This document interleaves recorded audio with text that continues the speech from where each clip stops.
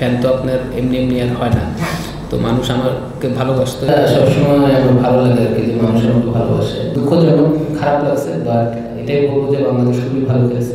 Perform করলে অবশ্যই আপনার ভালো লাগবে, সবসময় চেষ্টা করি পারফর্ম করার জন্য, বা আপনার পারফরমেন্সে যদি টিম জিতে এটাই হচ্ছে সবচেয়ে ভালো লাগার বিষয়। চেষ্টা থাকবে ন্যাশনাল টিমে খেলার। করে আসি নাই, কারণ আপনি যদি দেখেন আমাদের টিমের লাস্ট কয়েকটা ম্যাচে আমরা পাওয়ার প্লেটা ভালো স্টার্ট করতে পারিনি। আমাদের পাওয়ার প্লেতে রানও হচ্ছে না, প্লাস হচ্ছে উইকেটও পড়ে যাচ্ছে। তো ওইখান থেকেই আসা যে কমসে কম যাতে আমাদের উইকেটটা না পড়ে, তো এই কারণেই আসা। অনেকদিন খেলার বাইরে থেকে আসার পরে এবার মাত্র বোলিংও চালু করলেন 24 রান দিয়েছেন সম্ভবত, ব্যাটিং হয়তো ভালো হয়। আসলে এটা কনফিডেন্স দেয় কিনা পরবর্তী বিপিএল ও অন্যান্য টুর্নামেন্টে? না, আপনি যেখানে পারফর্ম করেন না কেন কনফিডেন্স তো আপনাকে দিবেই, এটা হচ্ছে যে লেভেলেই খেলেন না কেন অবশ্যই কনফিডেন্স দেয়। এবং অনেকদিন পর বলতে খেলাধুলা তো আপনার, হ্যাঁ আমি হয়তো ম্যাচ খেলছি খুব কম, প্রিমিয়ার লিগের পর হয়তো এনসিএল খেলতেছি, বাট আমার সেই কনফিডেন্স ছিল, আমার প্রিপারেশন ভালো ছিল, আপনার রংপুরে আমরা খুব ভালো প্র্যাকটিস করছি। তো এই কনফিডেন্স থেকেই আর কি আল্লাহর রহমতে যতটুকু যা করতেছি না। একবার ক্যাপ্টেন্সিকে কেমন দেখলেন? পরপর দুটো টুর্নামেন্টে ফাইনালে, তো ক্যাপ্টেন্সি কেমন দেখলেন? না, আগের টুর্নামেন্টে আমি ছিলাম না, বাট এই টুর্নামেন্টে অবশ্যই ভালো ক্যাপ্টেন। আপনারা আমার চেয়ে ভালো আপনারা বলতে পারবে, বাট মাঠে যতটুকু দেখি ও মানে কি বলবো যে যেসব ডিসিশন নেয়, এবং আমার কাছে মনে হয় না যে কোনো ভুল ডিসিশন নেয় আর কি। তারপরে যদি কোনো কিছু লাগে দরকার পড়ে আমি এসি নাইম আছে, সিনিয়র প্লেয়ার আছে, তাদের সাথে কথা বলবো। অনেকদিন পর আসলেন, এরকম একটা টুর্নামেন্ট খেলছেন, ফাইনালে যাওয়ার জন্য গুরুত্বপূর্ণ একটা ইনিংস খেলেছেন। নিশ্চয়ই লক্ষ্য করেছেন যখন ব্যাটিং করছেন তখন দর্শকদের একটা উল্লাস আপনার ব্যাটিংয়ের সময় দেখা গেছে, যে আপনি যে ফ্যান্ডমটা ক্রিয়েট করেছিলেন অনেক বছর আগে সেটা এখনো আছে, কেমন ফিল করছেন?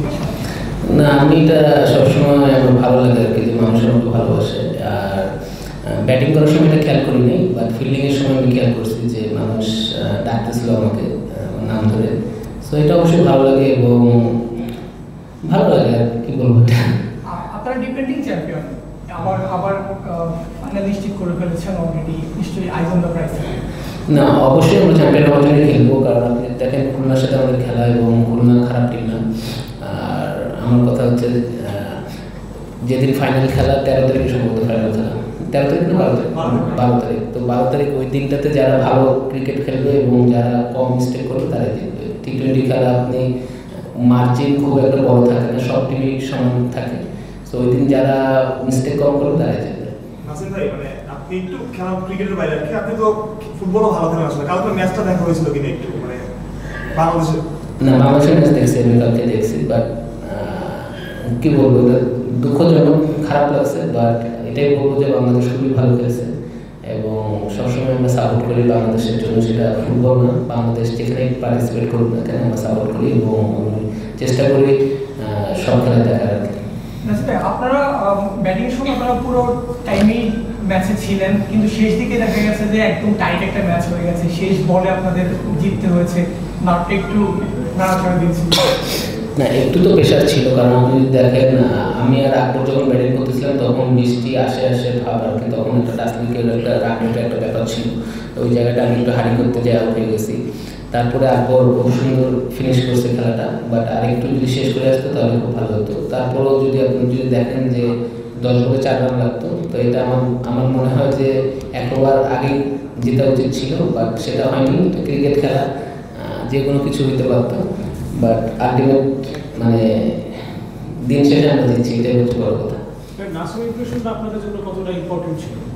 না, অবশ্যই ইম্পর্টেন্ট ছিল। আপনি যদি দেখেন আমাদের যতগুলো পেস বোলার ছিল 4টা প্লেয়ার আমাদের ইনজুর্ড, প্লাস হচ্ছে আমাদের অঙ্ক বিভাগে যারা পেস বোলার ছিল আমরা বিভিন্ন বিভাগে দিচ্ছি, তো আলটিমেট আমাদের আর কোনো অপশন ছিল না। তো সেই ক্ষেত্রে নাসুমকে নেওয়া, এবং আপনি জানেন নাসুম কতটা ইফেক্টিভ, সো অবশ্যই আমাদের টিমে অনেক উপকার হচ্ছে। আমরা ওর কাছ থেকে 4টা ওভার বলিং পাচ্ছি, প্লাস হচ্ছে ব্যাটিং পাচ্ছি।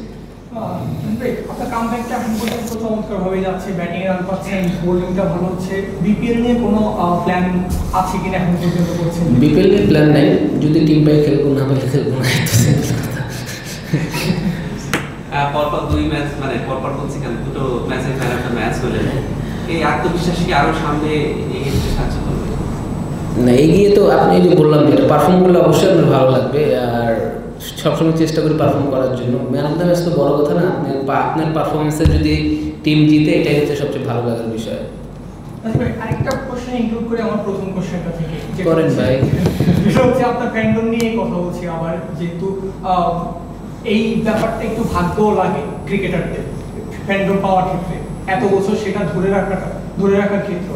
তো এই ফ্যানরা আপনাকে এত বছর পরও পছন্দ করে শুধুমাত্র জাতীয় দলের জার্সির কারণে, জাতীয় দলের জার্সিটা আপনি যা করে দেখিয়েছেন, এখনো কি স্বপ্ন দেখেন কিনা ফ্যানদের জন্য হলেও? বা না, ফ্যান বেজ আমি বলবো যে আপনি যদি দেখেন আমার হোল ক্যারিয়ার, আমি যতদিন ন্যাশনাল টিমে খেলেছি আমি কিন্তু আল্লাহর রহমতে যতটুকু আমার অ্যাবিলিটি ছিল আমি চেষ্টা করছি ভালো খেলার।